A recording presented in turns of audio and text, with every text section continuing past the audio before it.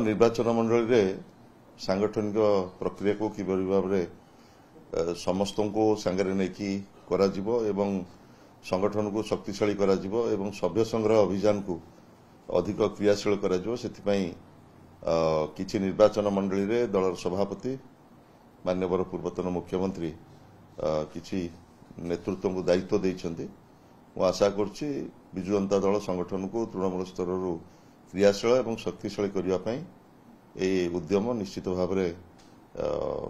कर्मी मान को एकजुट करिवो एवं दल को तृणमूल स्तर में संगठित करिवो। गंजाम जिला आपन पई एक टॉप होबो कि जेतु नवीन पटनायक जिला एवं सेठी अनेक गुडे सीट हारि जायछि बीजेडी थर गोटे लंबा समय धरी ओडिशार जनसाधारण नवीन बाबू को आशीर्वाद करछन्ति एवं हमको सेवा करिया पई सुजोग दैछन्ति। पांच थर ओडिशार 4.5 कोटी जनसाधारण बिजु जनता दल उपरे एवं आम नेता नवीन बाबू उपरे आस्था एवं विश्वास रखिथिले। विशेषकर गोटे आंचलिक दल हिसाब से बिजु जनता दल को ओडिशार जनसाधारण आज अग्राधिकार रखिछन्ति एवं ओडिशावासींकर आशा भरोसार प्रतीक हिसाब से बिजु जनता दल छिड़ा होइछि। तेणु आज जनसाधारण जो दायित्व आमको देइछन्ति विरोधी दल जो भूमिका आमको देइछन्ति ताको समर्पित भाव में निर्वाह करबा आमर दायित्व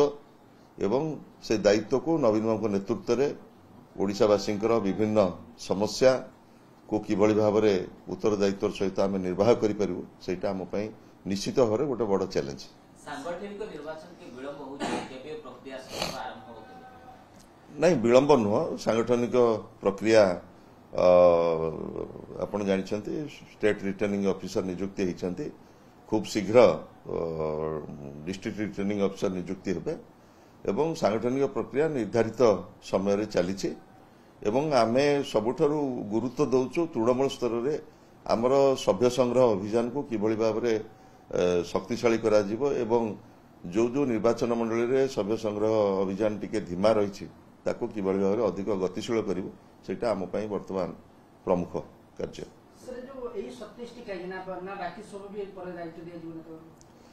शुणु जो यही जो 27 निर्वाचन मंडली रे सांगठनिक प्रक्रिया को किभली भाव में सुचारू रूपे संपन्न करा जिवो एवं दलर समस्त कर्मी समस्त वर्ग युव छात्र महिला समस्त को सांगरे नहीं दल को किभली भाव में एकजुट करी रखा जिवो सेतिपई ए 27 निर्वाचन मंडली रे दलर सभापति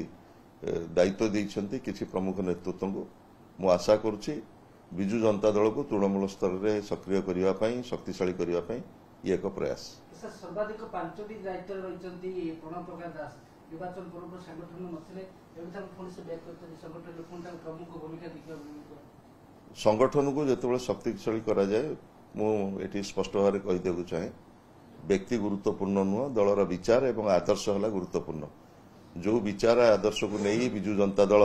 एक आंचलिक दल हिसाब से गठन होता एवं ओडिशार जनसाधारण अप्रतिम आशीर्वाद प्राप्त होइतुलो आमे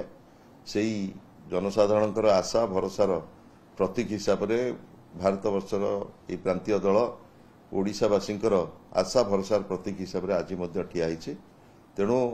बिजु जनता दल आम संगठन को किभली भाव में शक्तिशाली करिवो सेतिपई दलर सभापति किछि नेतृत्व को दायित्व देइछन्ति मु आशा करछि आमे समस्ते टीम भली से कार्य को निर्वाह करिवो। सर जो निर्वाचन पर दल जो मान को दायित्व देइछि ताको विरोध करके अनेक जगह मेली देखिବାକୁ मिलछि एकाठी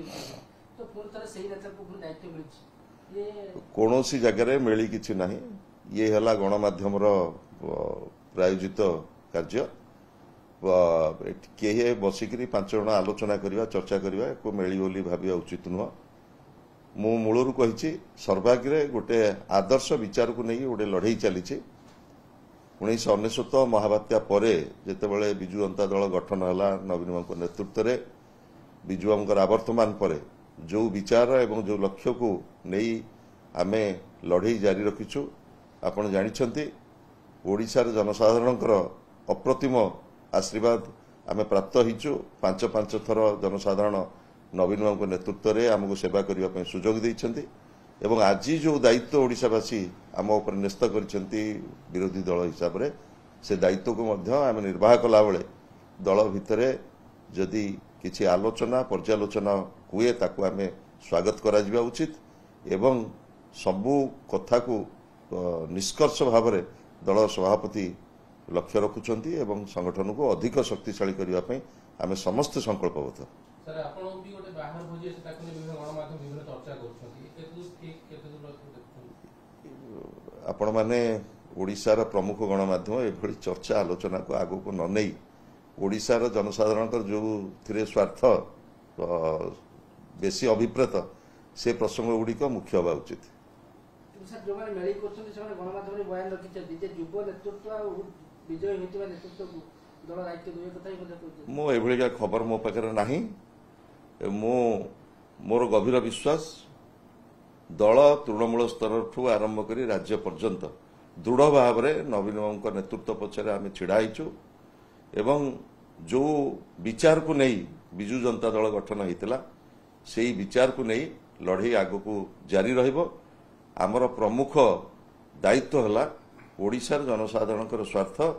एवं विरोधी दल हिसाब से ओडिशावासी आमको जो दायित्व न्यस्त कर निष्ठार सहित आमे पालन करिबो।